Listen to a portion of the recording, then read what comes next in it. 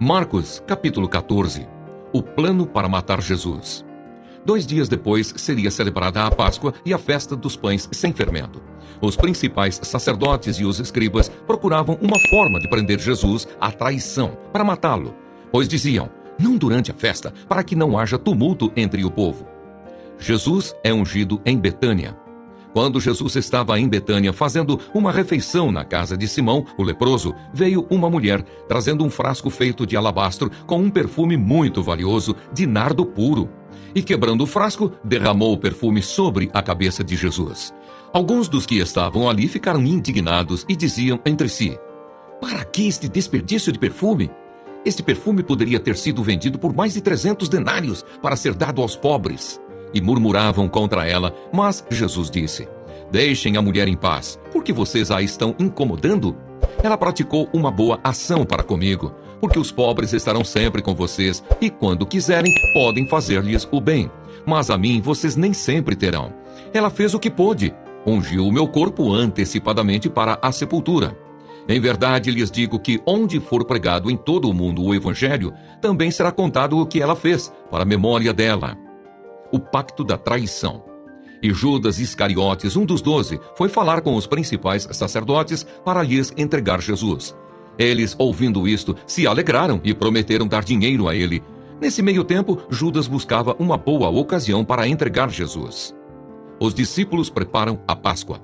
E no primeiro dia da festa dos pães sem fermento, quando se fazia o sacrifício do cordeiro pascal, os discípulos de Jesus lhe perguntaram, onde quer que façamos os preparativos para que o Senhor possa comer a Páscoa?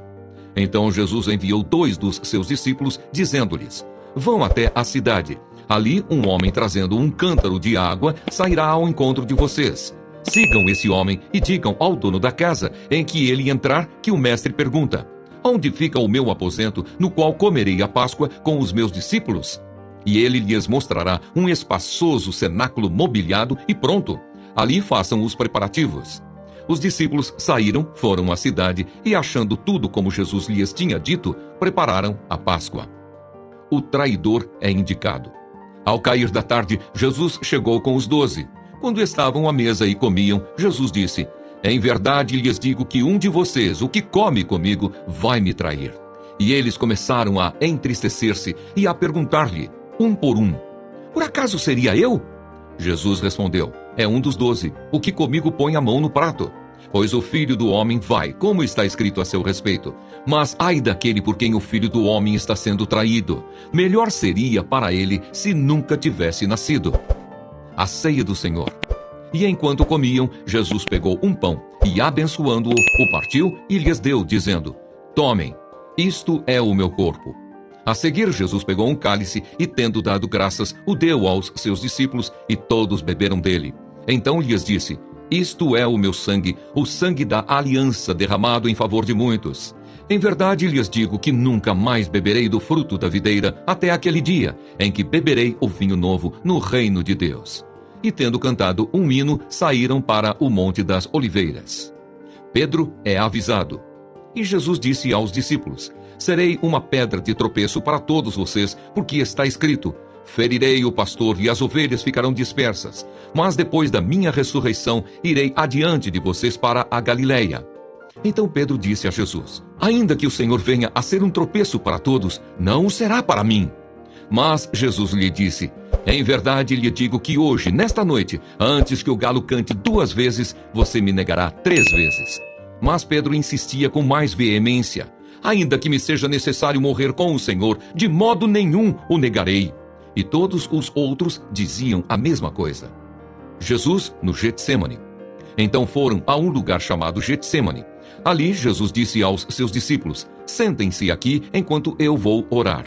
E levando consigo Pedro, Tiago e João, começou a sentir-se tomado de pavor e de angústia, e lhes disse, a minha alma está profundamente triste até a morte. Fiquem aqui e vigiem. E adiantando-se um pouco, prostrou-se em terra e orava para que, se possível, lhe fosse poupada aquela hora. E dizia, Abba, Pai, tudo te é possível. Passa de mim este cálice, porém não seja o que eu quero, e sim o que tu queres.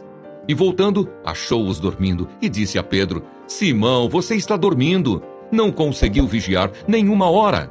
Vigiem e orem, para que não caiam em tentação. O espírito, na verdade, está pronto, mas a carne é fraca.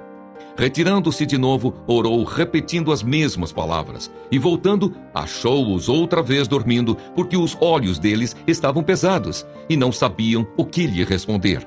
E quando voltou pela terceira vez, Jesus lhes disse: Vocês ainda estão dormindo e descansando. Basta, chegou a hora. O Filho do Homem está sendo entregue nas mãos dos pecadores. Levantem-se, vamos embora.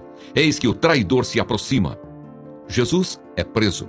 E logo enquanto Jesus ainda falava, chegou Judas, um dos 12, e com ele uma multidão com espadas e porretes, vinda da parte dos principais sacerdotes, escribas e anciãos. Ora, o traidor tinha dado a eles um sinal. Aquele que eu beijar é esse. Prendam e levem-no com segurança.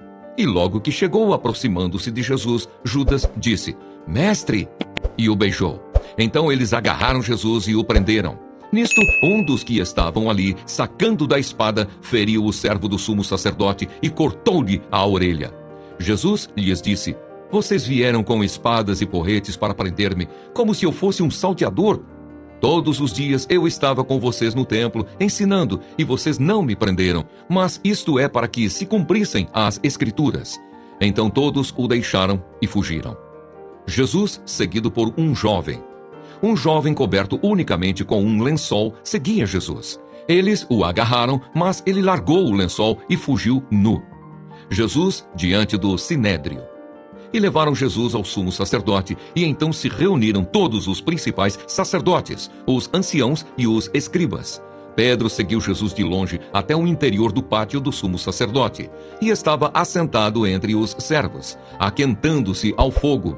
E os principais sacerdotes e todo o sinédrio procuravam algum testemunho contra Jesus para o condenar à morte, mas não achavam nada. Pois muitos testemunhavam falsamente contra Jesus, mas os depoimentos não eram coerentes. E levantando-se alguns, testemunhavam falsamente, dizendo: Nós o ouvimos declarar: Eu destruirei este santuário edificado por mãos humanas, e em 3 dias construirei outro, não por mãos humanas. Nem assim o testemunho deles era coerente. E levantando-se o sumo sacerdote no meio, perguntou a Jesus: Você não diz nada em resposta ao que estes depõem contra você? Jesus, porém, guardou silêncio e nada respondeu. O sumo sacerdote tornou a interrogá-lo: Você é o Cristo, o Filho do Deus bendito?